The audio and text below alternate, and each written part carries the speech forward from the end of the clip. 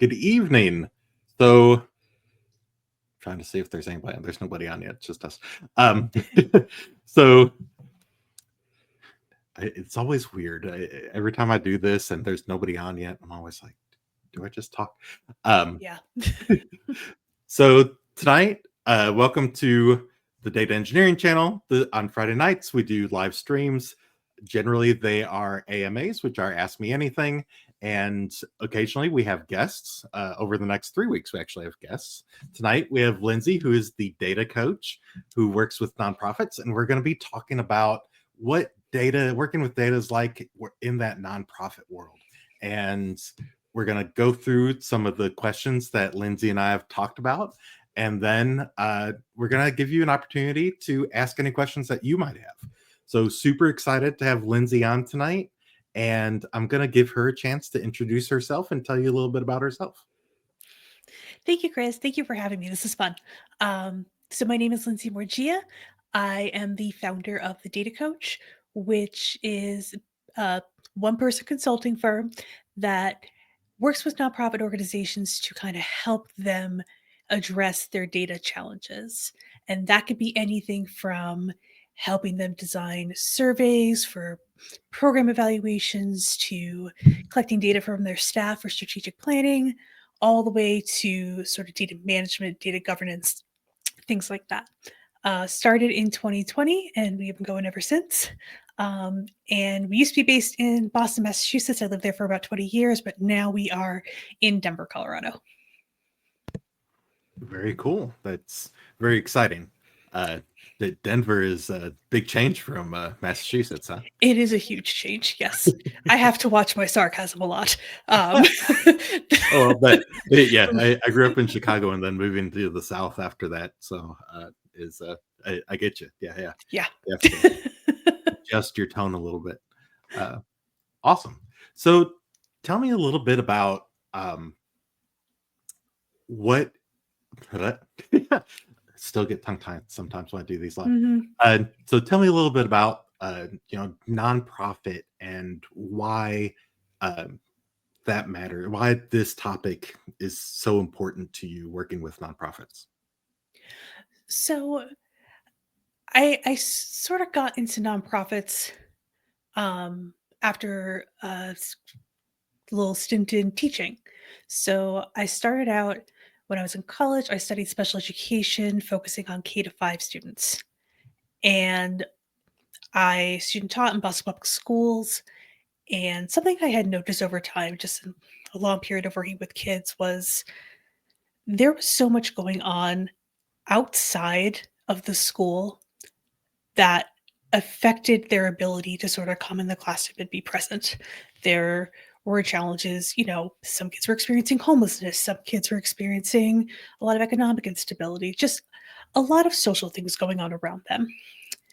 And I kind of got to a point that a lot of people do if you're like a professional do-gooder.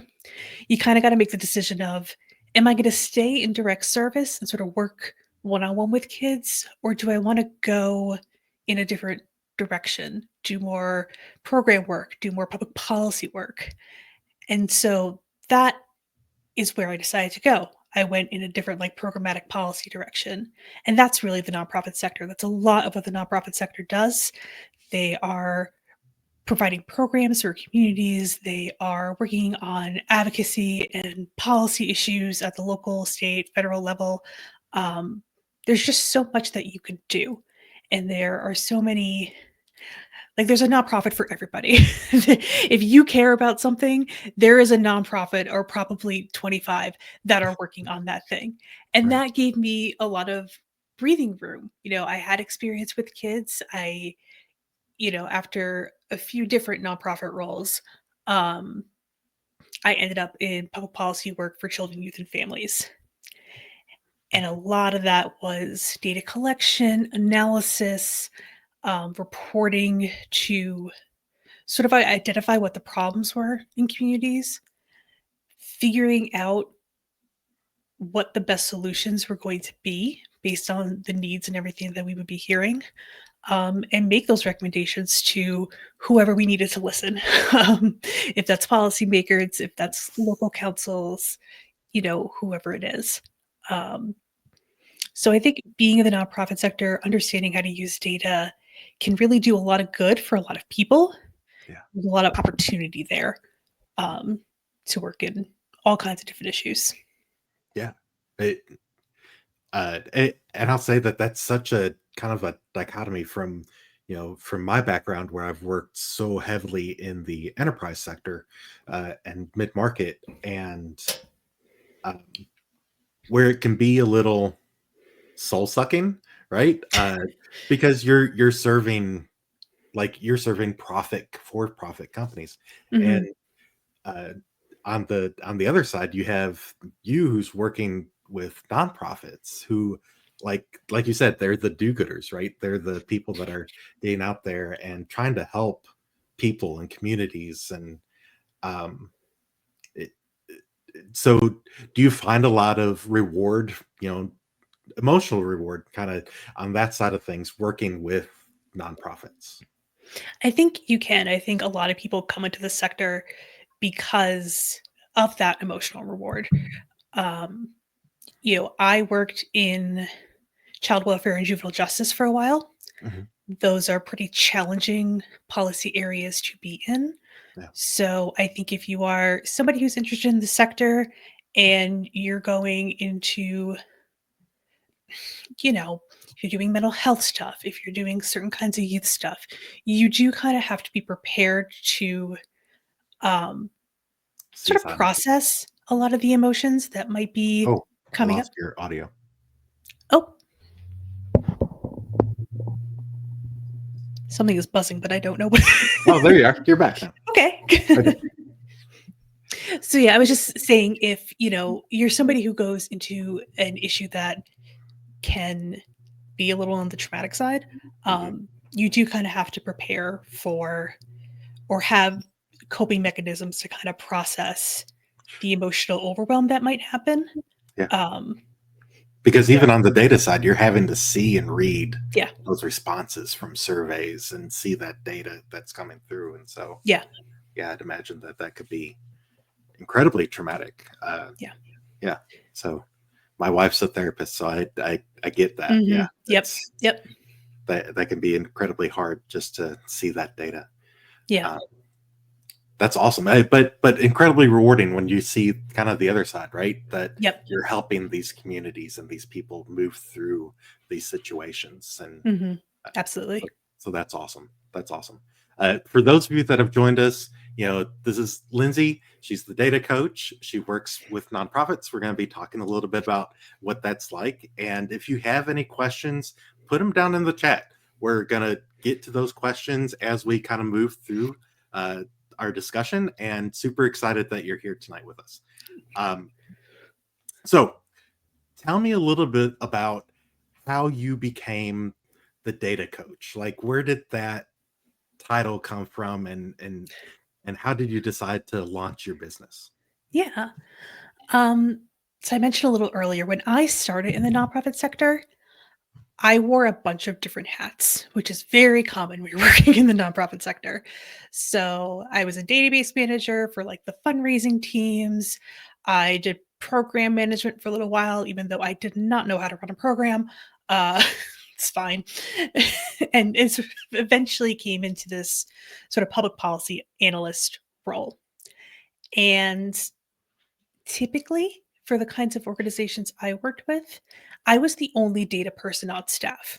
Yeah. So if there was any kind of data related question, uh, people were coming to me, which has its pros and cons, right? Mhm. Um, and a lot of my job as an analyst was, going out to, legislative meetings and working with folks to say, like, this is the data we've collected on this issue. These are what the problems are. These are the recommendations that we're making. And a lot of the times when I'd be out in the world kind of doing those presentations and the advocacy work, somebody would come up to me at the end and say, wow, I really wish we had a data person on staff, but we don't have the time, we don't have the budget. I can't get my executive director on board with it, whatever it is. And sort of over time, I noticed that groups kind of fell into these three categories of like, we have no data culture and we're not interested. Okay, cool. There's some kind of data culture, but the demands for data are coming from outside people, outside stakeholders. So the nonprofit's not doing it for themselves. They're doing it because the funders are saying, we need a report from you quarterly. And then there's lots of organizations that are really excited to do more with their data, but they're just limited. They don't have the time. There's no resources. They don't really know where to start, things like that. So the data coach kind of came from seeing this need of like, there's a lot of organizations that can use this kind of help. So how can I use the skills that I've developed over time to step in and, be your data analyst for a quarter to work on a project you've been meaning to do? How can I come in and help you organize all the data you have so like where everything is? um, and I wanted to include the coach piece because I wanted to do an education and training component, which has largely been through, launching the YouTube channel earlier this year, um, doing workshops at local conferences, things like that. And I will say, for those of you that have joined us, Lindsay has an awesome YouTube channel as well. It's slowly growing. That's how I found Lindsay. Is saw her channel. I'm always kind of keeping an eye out for new data channels, anyways. And there's not a ton out there of people really talking, and so was super excited to see Lindsay and really talking to people, like not talking at people, really trying to help Mhm. people understand. And so that's really what kind of turned me on to your channel, and why I wanted to kind of bring you on too. So that's awesome.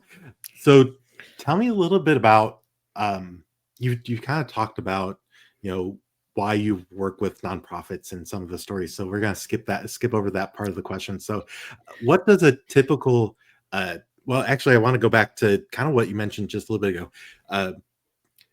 Based on kind of what you're talking about there, do you find your work to be seasonal when you're working with nonprofits because of kind of that, hey, we need you now, but not later?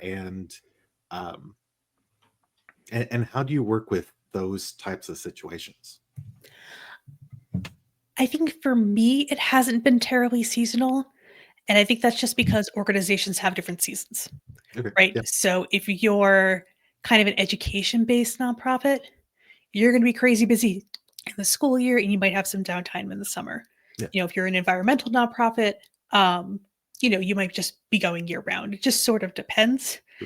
And because I am open to lots of different kinds of nonprofits, um, it doesn't so much affect my schedule, um, but certainly theirs. And it's something that we have to be mindful of Yeah. as we plan out projects.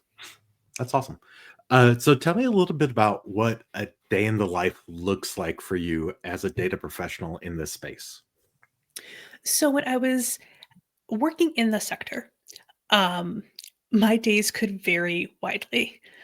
And that's because, I tended to work with smaller to like mid-sized organizations.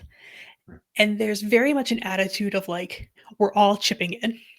So your job might be research analyst, data analyst, but we've got an event that we have to table in the community this afternoon. So do your Excel magic in the morning, and then we got to get on the bus because we got to go, you know, do outreach at whatever local festival is happening. Yeah. Um, so I think that is something to be aware of if you're interested in being in the sector. Um, it's you have your job role, but sometimes you're going to be pitching in to help with other stuff. Um, that's why I know how to organize a gala. I'd rather not do it again. Right. Right. You do kind of get pulled in when you work, and I think it's the same when you work for a small business too, Yeah, yeah. as a data person, because I worked for a small business for a little bit and they did construction of cell sites, of like the cell towers and stuff. And sometimes, 90% of the time, Mm, 70% of the time, I was doing, data work, helping Yeah. them, pull together construction schedules and combine their invoices with their quotes and what their construction schedule was, and Yep. kind of forecast when things were going to be, paid out and when income was coming in. But there was that other 30% of the time when a truck showed up with material, with antennas and coax, that I was out back helping unload the truck because I was one of the bigger guys in the office. And they're like, Mhm. "You look like somebody that could carry this stuff. Come and help Yeah. us." Yep. And so sometimes you get pulled into doing those things, Yeah. even in small businesses. And so Yep. uh, you're the data person, right? Like, Yes. you're the one data The person. the, Uh, um again, and that's for, your smaller organizations. I think it's important to remember that nonprofits are not a monolith. yeah. So, like, your major hospital that's near you is probably a nonprofit organization. Mhm. Your universities, your colleges. So those are kind of different animals. Um, but for the folks that I work with, now that I'm more of a partner as opposed to an employee, I, Yeah. I have a little more control of the reins in terms of the kind of work I do. If they can't get me in the van to go do the event downtown. Um, Yes. so it's a lot of what I end up doing is um, a lot of data analysis work, do a lot of work with surveys, with interviews, with focus groups. Sometimes that's analyzing just the transcripts. The work has already been done and they're sending it to me. Other times we're kind of starting from scratch, or I'm they will give me the questions they think they want to ask, and I will work with them to maybe do some revisions, get some clarity, make sure they're getting the data that they actually need. Yeah.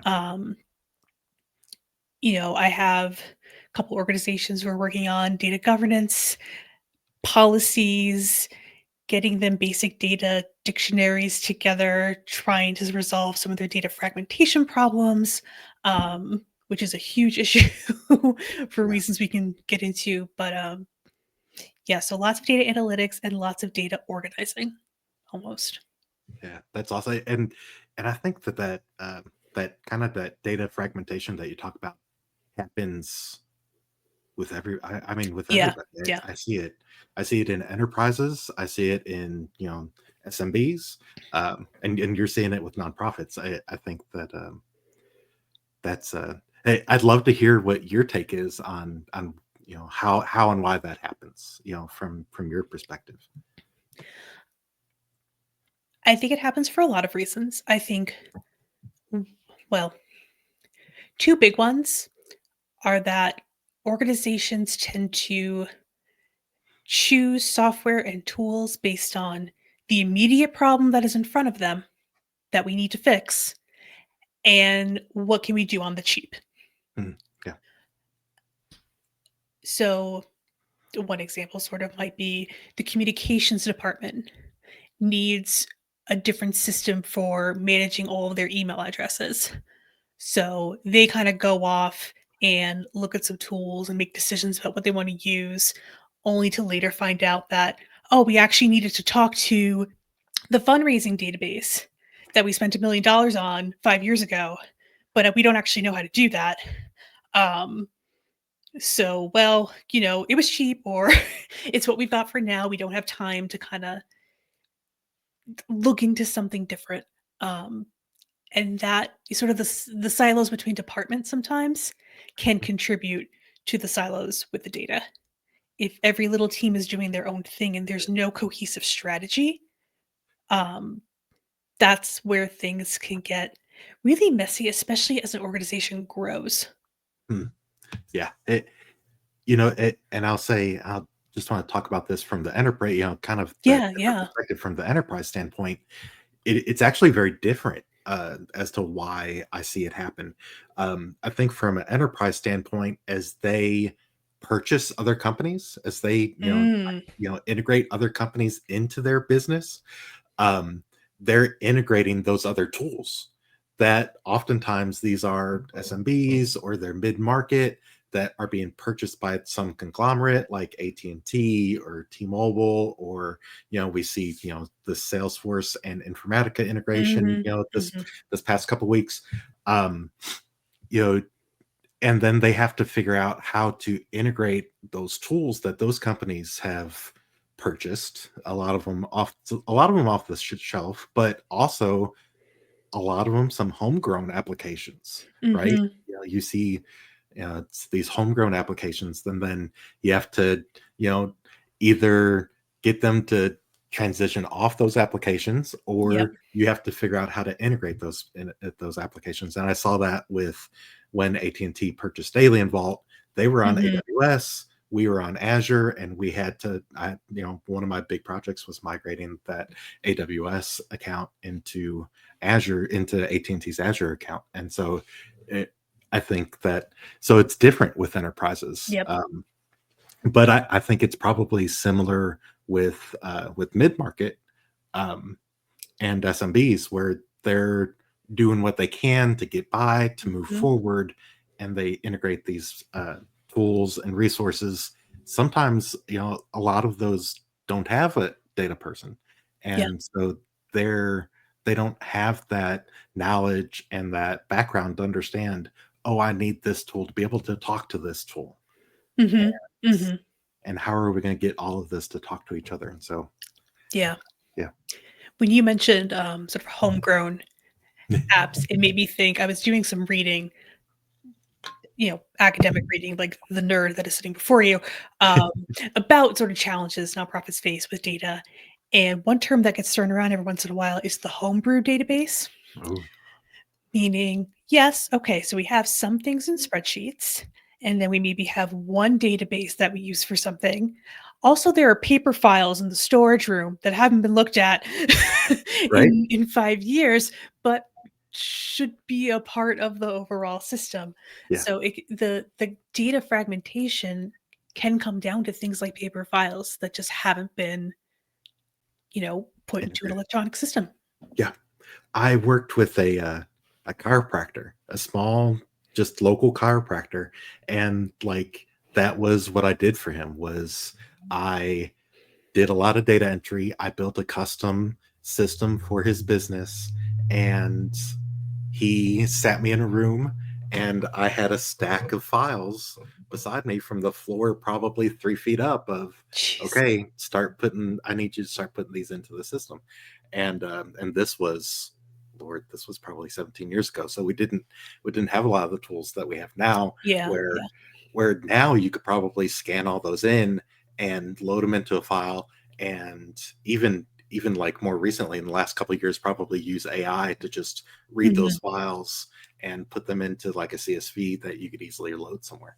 Uh, and then even like today, you have in enterprises that stray marketing team that's been using an MS Access database for 10 years to do their Not access. reporting, right? Uh, and enterprises still run into that. I'm sure that you probably see that in Mhm. nonprofit too, because MS Access is something people are like, "Oh, hey, this is cool. I could use this for my database," Yeah, right? it's there, it's And there. it's there, and then they hit a million rows, and they're like, "Why is this not working anymore?" So, yeah, that's too funny. Yeah, homegrown. That when you say homegrown too, like that's the vision that I have in my head, is that salesperson or that MS Access or that Mhm. marketing person that's figured out I could use Access and just create my own things. Have you found a lot of reluctance or some reluctance to letting go of those systems? Oh yeah, In that, like, "But this has worked for so long, why do I have to change that yes, now?" Yeah. yes, absolutely. That and these massive like 5 gigabyte Excel files that are gigantic and take Mhm. 10 minutes to open, and they're like, no, this is the thing that I have to live, like I Yeah, need this daily. yeah, And then you show them Power BI, and they're like, it refreshes in like a second, really? yeah, Holy cow. yeah. And so yeah, it's, Yeah, there's a lot of reluctance because they just don't want to let go. There's some of it's control, some of it's peace of mind, some of Yeah. it's just familiarity. But yeah. I think sometimes it's overwhelmed too, Hmm. especially if you're trying to redo a lot of systems at once. Oh yeah, Um, so it's a lot of like baby steps. Like, let's look at this one thing first. it is. And for enterprises, I don't know if it's like this in nonprofits, but like there's some reluctance to give it up because they think that they're giving up their job. Um, Mm, right. For bigger companies, they don't want to give up that access database or that Excel file because they feel like this is it's almost become what they do for their full-time job. yeah. Yeah. A little bit of like, well, that's my baby. Like, Yeah, I birthed it, I raised it. You're yeah, not taking it away from me. Yeah. Yeah. very much so, very much so. Yeah. Yeah. There's some of that as well. Um, Especially if you are the one person, Yeah, right? You've been responsible for all of this for so long. Sometimes hearing from an outside person, like, hey, maybe we could do this a little bit differently, is met with some resistance. yeah. It's funny. You come in as a data person sometimes, and you're like, oh, I could automate this, and we can make it so you don't have to do all that work anymore. And it's the same fear that you see in people's eyes when you talk about AI now. Yeah. Yeah. Um, so it's it's not all that different. So when people are Hmm. like, AI is coming for your job, I'm like, they told me I was coming for their job 10 years ago. I don't understand what the difference is. So Yeah. Yeah. cool. So we'll move on to the from this subject a little bit. I could talk about get wrapped up in that a little bit also. But um, so tell me, are there any misconceptions that you often hear about data work in the nonprofit field that you work in?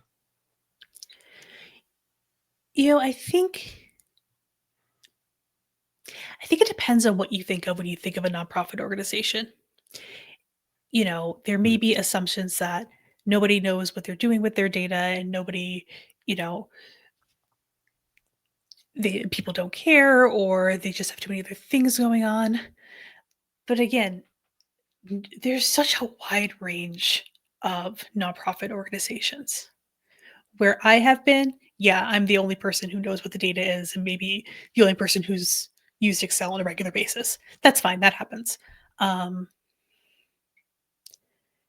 but I think there are a lot of opportunities too if you are interested in being in the sector in places like colleges and universities, large foundations. I don't think that the Gates Foundation or the Ford Foundation has Mm. the same data problems Right. as, the two-person education nonprofit that I worked at a million years ago.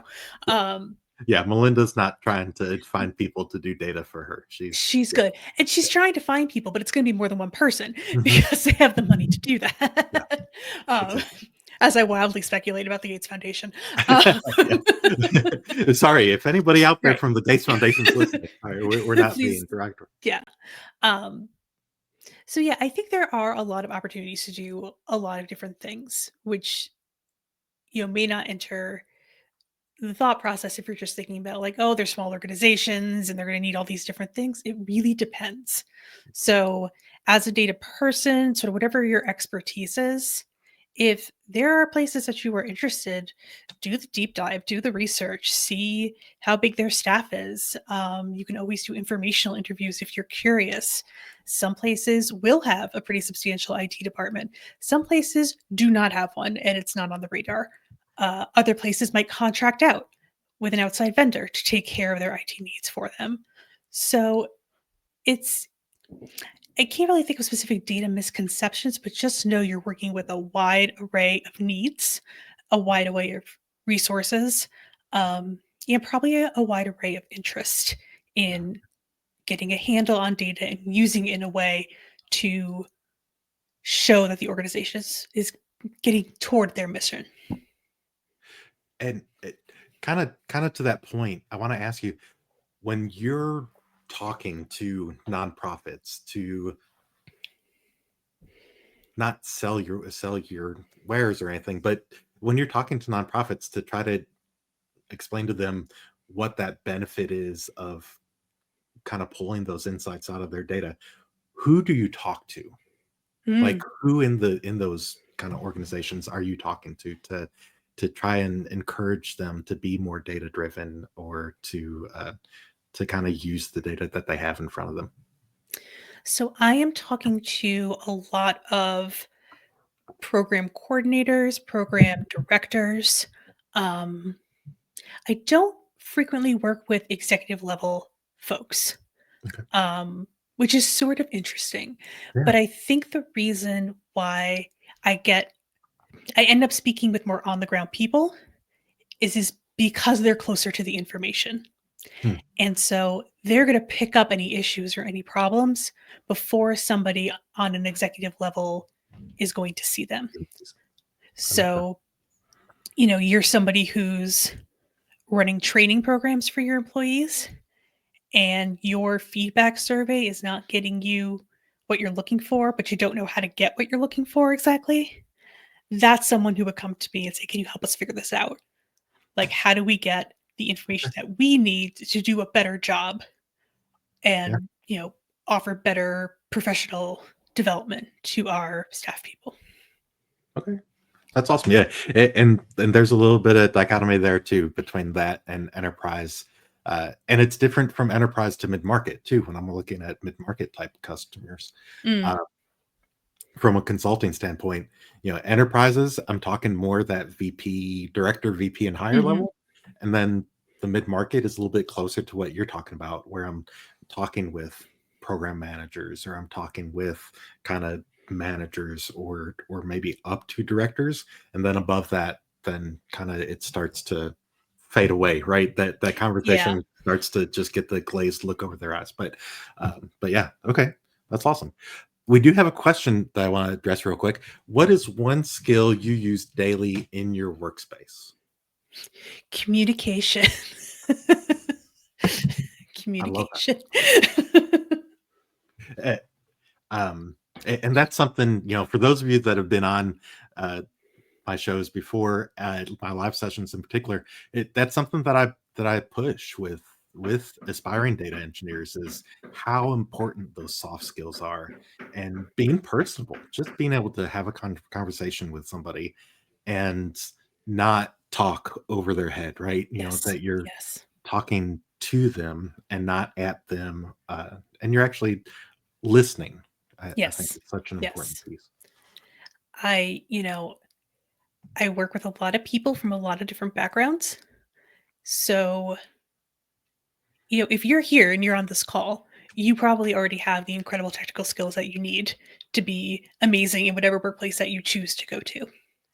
In the nonprofit sector, it's really, really important to make sure you understand the jargon Mm. of the organization you're with. Make sure you're asking why a lot. Tell me why this thing is important to you. Okay, tell me why this is a priority area. What about this thing instead? It's a lot of making sure you're on the same page because how I interpret something might be different how you interpret something. And so before we launch a big project together, we've we've got to establish our shared common language, and that could take a lot of time. Um, I was always told, like, early in my working career, I went through leadership training, and it was called peeling back the onion, right? mhm. And that we were always told you need to ask why at least 5 times before you get to what the real root cause is of any type of situation.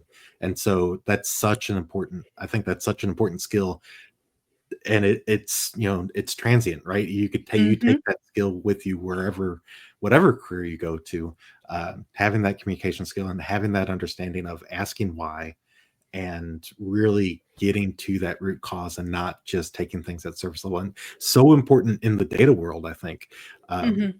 because when you're dealing with stakeholders, they so often don't understand what they're really asking, or Yes. what they're really wanting out of what they're asking.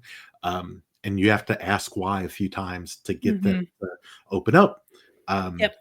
and it's not that they don't know what they're talking about. It's that they do know what they're talking about. They've done it. They've been in it for so long that they've forgotten all these little pieces are in every corner of what they're Yeah. doing. Yep. It's a little bit like investigative work. It is. It is. Um, You're a data detective. you kind of are. And the success of those conversations is going to dictate the success of your project. Yeah. So as much as you can do up front, the better. I also try to be very mindful of not overwhelming people. Yeah. You know, folks in this sector often don't have enough staff on board to do the 8,000 things they need to do. Um, Pay isn't always great. Again, depends on the organization. We're already stressed. We're already stressed. And so to have some like data nerd come in and start talking technical at you, you lost them, right? Yeah. They're done. They're like, this has nothing to do with me trying to save children. So again, the kind of language that you use, asking them a lot of questions, like you'll get to your stuff later, but building relationships and making sure that you know people can trust you to communicate clearly with them is going to go a long way.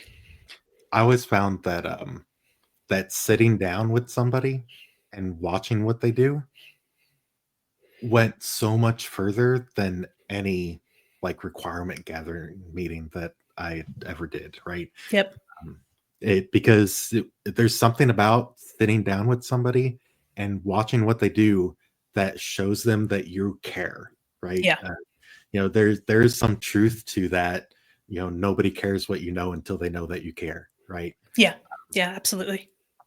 And that's true in the data space too. And it's true in big companies too. Uh, you know, as a data person walking into a new project, uh, especially finance is really bad about this, right? Finance groups have so much love and passion for what they do. Hmm. And I think it's probably the same in nonprofit. They have so much love and passion for the work that they're doing that somebody else coming in to try and help is seen as a hostile takeover. Yeah. Yeah. Yeah. Um, so yeah, it's so important. Awesome. Um, so thank you, Nikhil, for asking that question. That was a great question. Yes. Thank you. Um, so I think I accidentally skipped down. Uh, how do you approach building data solutions when organizations have tight budgets? Sometimes nonprofits don't necessarily realize the data solutions they already have. Mm, And that kind of goes back to the data fragmentation piece. Um, when you've got a lot of like piecemeal programs and tools that you're using, and you don't necessarily know the full extent of their capabilities, um, you could be missing out on things that are already in house. So I do try to, when they're open to it, work with organizations on an inventory and a little bit of mapping of Okay. like, okay, what kinds of data do you collect? How does it get into the organization? Where does it need to go? And let's look into, you have a Salesforce database. Could we be doing something to make it work better for you? I have Salesforce trauma. I will admit that. I think we all, if anybody's been in the Yeah. data realm too long, yeah, you do. Yeah. I did a transition for one of my organizations from an admittedly bad data system to Salesforce. And I think I'm still recovering from that. There needs to be a support group. Yeah. There does need to be a support group. But there's a lot of times already a lot on board. So that's kind of where I try to start with them. And each organization has its budget, right? If we need to make do with what we can, then we'll do it. Thank you. I love Right? being validated. You're right. So important to feel validated. It Yeah. really is. It really is. So it's a lot of what do we have that we can work with, and then we can talk about sort of what is your budget if there's something really important that's missing. Um, let's look into tools that organizations similar to yours might be using that can benefit you and get you closer to what you need. Awesome.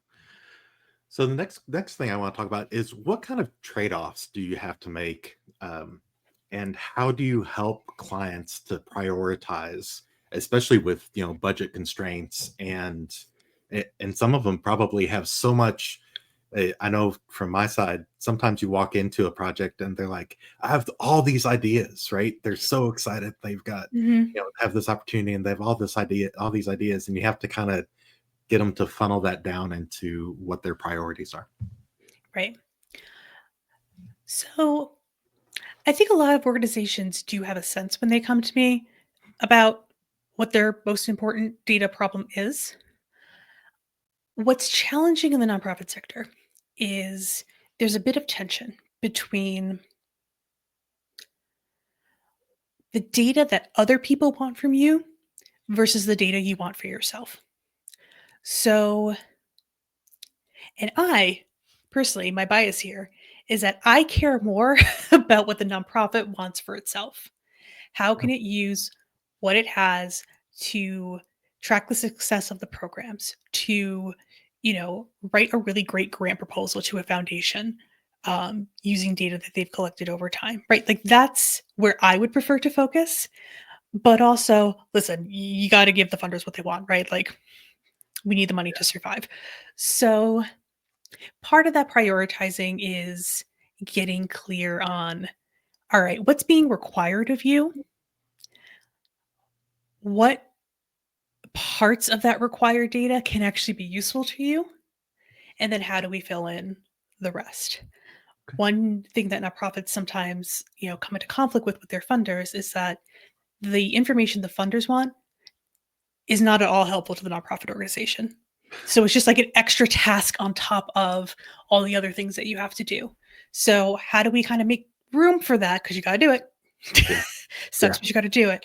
But also making sure that we're prioritizing what those key questions are that you have about your organization that you need answers to be successful. Awesome. It's a lot of me asking, what questions do you want to answer? And why is that question important? Hmm. And I do that ad nauseum until they are tired of me. I think that question of why is this question important is so incredibly just intrinsic to what we do Mhm. as data people. It's so important to ask, and I think that it's something that especially juniors or especially people that are early in this space, that are kind of young in the space, don't think about. They get a requirement, they're like, okay, this is what the business asked for, let's do it, Yep, yep. without taking that time to ask, why is this important? What needle are we moving by answering this question?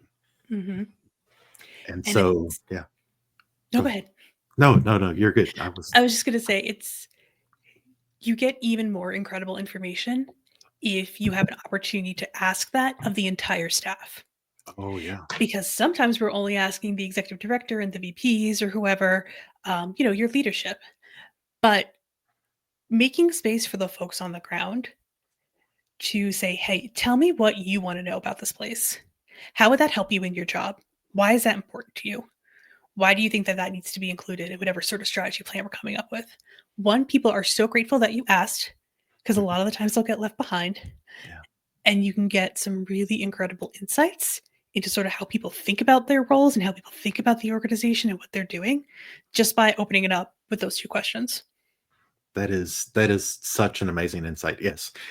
Yeah. And I would share that that you should, if for those of you that are out there listening, whether you're working with nonprofits or bigger companies, I think that's what makes that's what helps other people know that you're moving from a junior kind of mid-level career into that more senior staff level Mhm.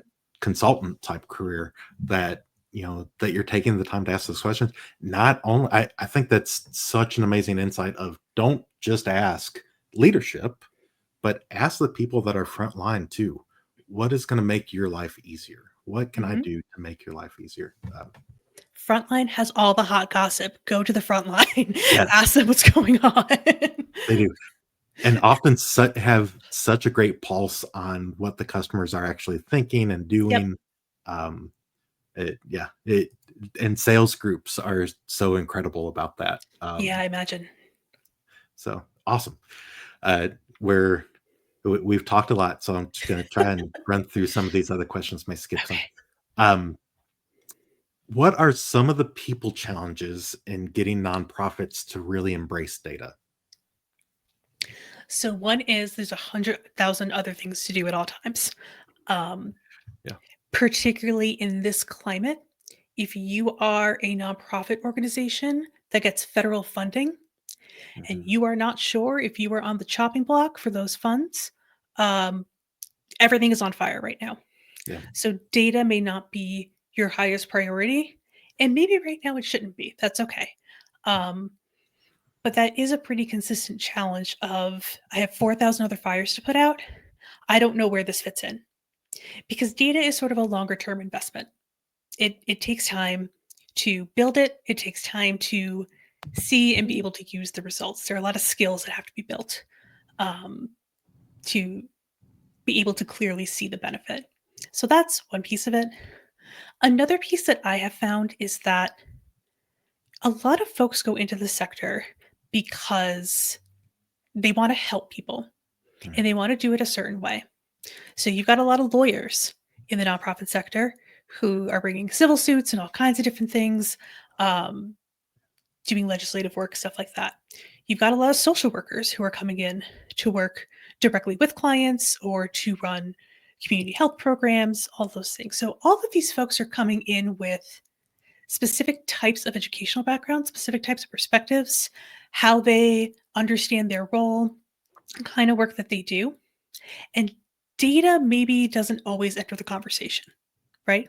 Mhm. I am an attorney. I do this. I'm picking on attorneys because I'm married to one, and I work for a lot of legal organizations. So, like, this is how I operate. This is how I work. These are my tasks. What do I care about the numbers? That's not my job. Mm. Yeah. So, the other big challenge that I think I've had in the past is there might be a couple people on board with strengthening the data, but when you got to get broader buy-in, trying to make the data relevant for that person in their job, even if they're not really going to be using the data a ton, um, just getting them on board with like what role that they might have if it's a data entry thing. Well, this is really important because. Yeah. So those would be the two things. It's just stretched, everybody stretched, and it doesn't necessarily align with what you came in the sector to do. Yeah. That makes sense. That's awesome.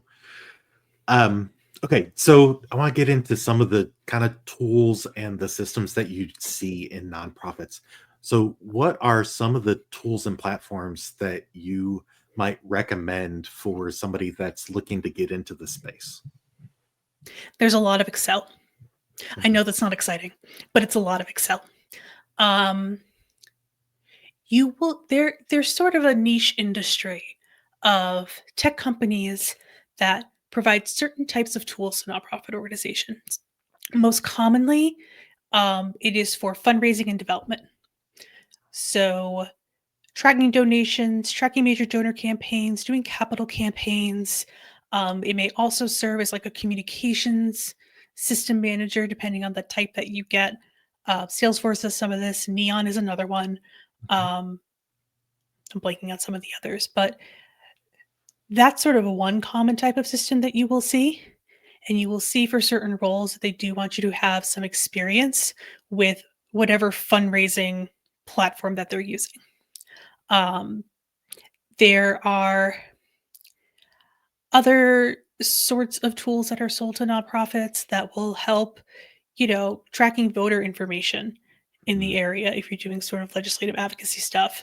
Um, some for communications, some for marketing. Um, Financial tools can vary a lot. Um, I know it's not a particularly helpful answer because it is kind of all over the place, Yeah. but I think it does help to kind of get familiar with the companies, Blackbout is a major one, um, that create these kinds of tools. It's a little hard to get access to them if you're not already in an organization, which is not ideal. Yeah. if it's something you're interested in going into. Um, but they're out there. It's a little niche. A lot of it is focused on fundraising. Um, a lot of data work is focused on fundraising in the sector. So getting That, familiar with that, I think, is helpful. that makes sense. And definitely different than working with an enterprise or mid-market or for any for-profit company. Uh, Hmm. Even from that financial system standpoint, like I think from an enterprise standpoint, like it's Oracle, NetSuite, it's those big players, right? Yeah, And you don't see a whole lot of anything else. But yeah, it with and then with small business, like it's almost exclusively like QuickBooks, right? yeah. But yeah, I can imagine that there's probably a huge space for other companies to come in and offer that for nonprofits in particular. And I Uh, think it's getting bigger. One place to go if folks are interested, I don't want to forget to shout them out, is an organization called N10, NTEN. What does it stand for? I always mess this up. Okay, the Nonprofit Technology Enterprise Network. They do a fabulous conference every year for all different kinds of tech people who work in the nonprofit space to come together, attend workshops, network, share problems, share challenges, share solutions. And a lot of the major companies that do offer tech solutions to nonprofits are at that conference. Next year, it's going to be in Detroit. It's usually in April. If you are someone who is thinking about the sector, it is well worth it, in my opinion, to go. and it looks like the next because looked it up when you said it because I was like, oh, that sounds really cool. Uh, March 16th through 18th, 2026 in Detroit. Yep, Does that yep. sound right? Okay. Hmm. So anybody out there that's looking for a conference to go to, that sounds like Yeah. a neat conference to go to. Uh, that's awesome. Very cool. Um, so let's see. What Oh, now this next question that I was getting ready to ask does really good with pairs well with Nikhil's question about how do you guys upskill yourself apart from jobs? And the question I was going to ask is how technical do nonprofit data teams get, and where is that sweet spot for upskilling? So they can get technical, again, I think depending on the size and how much folks are doing in-house. Okay. If you want to work for a hospital, hospitals are under HIPAA and other sorts of privacy laws. We're going to get technical at the big hospital. Um, for a smaller grassroots organization, it's not going to be very technical at all. Across the board, what I have found with nonprofit organizations is that if you find a course, a certificate program, something that you would like to take to upskill yourself, they will be 1,000% supportive of whatever it is you want to do. There may or may not be funding to cover the cost of that upskilling, um, Yeah. but they will usually try to throw in a little something. It is very much up to you as the individual to find the opportunities. I think, especially if you're in the data end of things, Yeah. attorneys have their professional organizations, social workers have their professional organizations that are geared toward the nonprofit sectors. Um, N10 might be the closest for the data folks. So your upskilling is, which can be a good thing or a bad thing, right? Upskilling is very much up to you and what you want to learn and what you want to do. Um, and the organization will probably be supportive. It's an open question as to whether or not um, they'll cover the cost of that for you. That makes sense. So I do want to ask kind of leading into that piece of I know from my end, it could be kind of all this could be all over the place.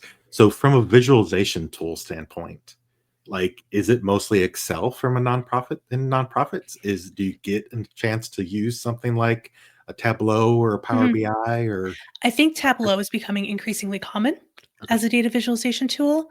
It is a lot of Excel, sometimes Canva, okay. we can get a little wild with those infographics. If we could all just settle down a little bit, I would I would be appreciative. um, Yeah. I think, but with these tools that are becoming more common, I think people are interested in the visualization piece, but the skills as to what makes a good visualization, what makes a visualization easy to understand, that effectively gets your point across. Like those would be some of the upskill pieces that would need to happen. A lot of the times we're just sort of doing the software and pressing the button and okay, looks good. Yeah. We'll stick it in the report, but there is an art to it that probably doesn't get discussed as much as it should. Yes, and I think that I have friends that are senior BI people, and they're like, "Please, for the love of God, stop doing pie charts." Like that's apparently Never. the big visualization sin of, please stop doing pie charts. I'm like, That's so funny. too funny. Um, awesome. So let's see. Um, what advice would you give to someone that's interested in looking at doing nonprofit data work? So the first thing that you really have to figure out for yourself is what do you care about? It's really important if you're going to go into the nonprofit sector to work for a place that does things that you think are important because it's an important part of the culture. We want people to come in who really care about environmental. We want people who are coming in who are really passionate about protecting civil liberties. You got to find your thing. From there, you can start to look into organizations that are doing those things. Read up on them, read their annual reports. Make sure that if you want to do an informational interview, make sure you're really prepared to have those conversations. That's going to make people really receptive to the sort of skills and the kind of, talents that you can bring into their organization. Um, that would be one of the top things that I would suggest because that alignment is going to be really important. Um, Definitely reach out to people, build your network. You can do with your places like N10. Um, a lot of cities have sort of young professional groups for people who work in nonprofits. See if there's one in your area. You can find some folks to talk to about what the day to day is like. Um, be prepared to wear a lot of hats. Yeah, yeah, and I would encourage, yeah, anybody that's not working enterprise. I think that that's true. You have to be able to kind of rotate those hats. And you're I had a thought and it ran away. Um, when you're talking about that, and um, I don't know, it'll come back to me in a second. Um, so tell me, as we're kind of wrapping up here, tell me, where can people find you and learn more about you? Sure. So the website is the-data-coach.com because somebody already had the data coach and would not sell it to me, and that was rude. If you are looking for me, my email is Lindsay at the-data-coach.com. We are on Facebook and Instagram at the Data Coach 303. And you can also just search for my name on LinkedIn if you want to connect that way. Um, yeah, there it is. Yeah, lots There's of ways to get in touch. Lindsay's Facebook page, or Lindsay's LinkedIn page. And here's her website, the data, like she said, the-data-coach.com. She has really an awesome website. I really like the way that it's laid out. Really, Shout out to Mandy Hop and the team at Hop Creative. I did not do this myself. I was in need of assistance. They did a great job. it, that's also, I am also in the process of getting somebody to revamp my website. So yes, I get it. I'm not the website person anymore. So, and then obviously your YouTube. Um, Yes. Oh yeah, YouTube. The thing that got this all started. yes, That is also at the data coach. very cool. Um, so, what are maybe some final thoughts or resources that you want to share? I would say if you have questions, please feel free to reach out to me. I'm happy to chat, whether you want to work in the sector or be a partner in the sector. I'm happy to talk through your questions, your goals, things that you might be interested in doing. Um, through any of the ways that I just mentioned, you can find me in a lot of places. Um, be reflective on not just why you want to go into a sector, why you want to go into a certain organization, but think through how the skills that you have can really contribute to the organization. You may have to explain what that means as you're going in and doing interviews, because again, there's not necessarily a strong data background or culture at these places. So really be prepared to say, like, these are all the skills that I have, and this is how it's going to help you achieve your mission, how it's going to help you, secure more funding and make the case to, donors you haven't been able to access before, things like that. Um, Again, communication is really key in the sector. Be an active listener, ask a lot of questions. Again, you probably have a lot of the tech skills that you already need. So really focus on the knowledge building and relationship piece. Very cool. There is one last question that I do want to. We got people are starting to get active now that they realize we're. Um, but this question I think is so important right now. About how AI impact it. The question is about how AI is going to impact data engineering jobs. But I would like, do you see much of an AI impact yet in that nonprofit organization? Do you see them trying to use AI to do different things because of maybe their budget constraints? So I think some organizations are. I think it's kind of like individual people in other businesses, right? Some people are really open to it, say, absolutely, let's get on board. Some people are interested but hesitant. And then other people are like, absolutely not, the robots are coming. Um, Yeah. there is some work being done on helping nonprofits build an AI policy Mm, that they can clearly communicate how they're using AI and for what purpose, um, to their community members, to their staff, um, rules and regulations about who's allowed to do what with what tool. But in a lot of cases, the AI is already here, yeah. right? It's built into the systems that we have been using. We just haven't necessarily been calling it AI. Yeah. Yeah. Um, so I think there's a lot of education to do on that front of like you're possibly using this more than you think. So let's think through a way that you can use this in an equitable fashion, in a way that maybe has a lower environmental impact, sort of whatever the concerns are that you have. Let's get that into writing and come up with some solutions to make it work for you and Yeah. know that it's a living document. Yeah. I think that's a good point with the environmental impact, just because of kind of the data centers that are being built. I hadn't thought about that from Yeah. that perspective. That's awesome. Uh, well, awesome. Thank you so much for joining me tonight. Thank Uh, you. I've really enjoyed this. I always love getting to talk to other data people because you know it. I'm a big nerd, and this is what I love doing. The nerds have to find each other because what we can't just be out here in these streets.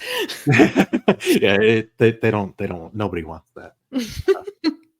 So awesome. And thank you all so much for coming on and being interactive with us tonight. I love some of these comments. I love the validation that, we do as data people all have some Salesforce trauma.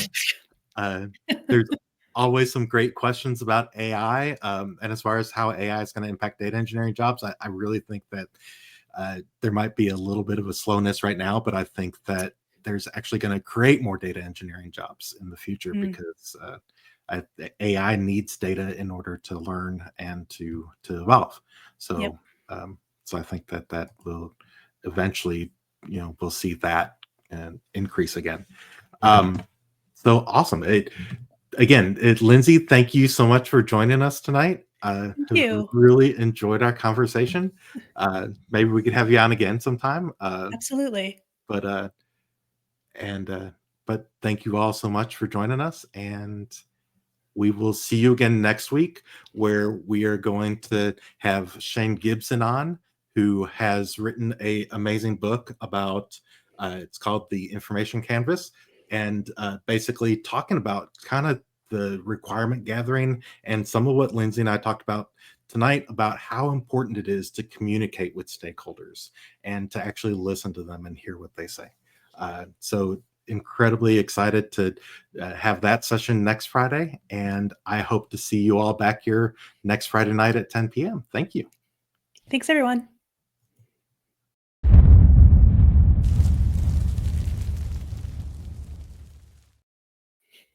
Okay.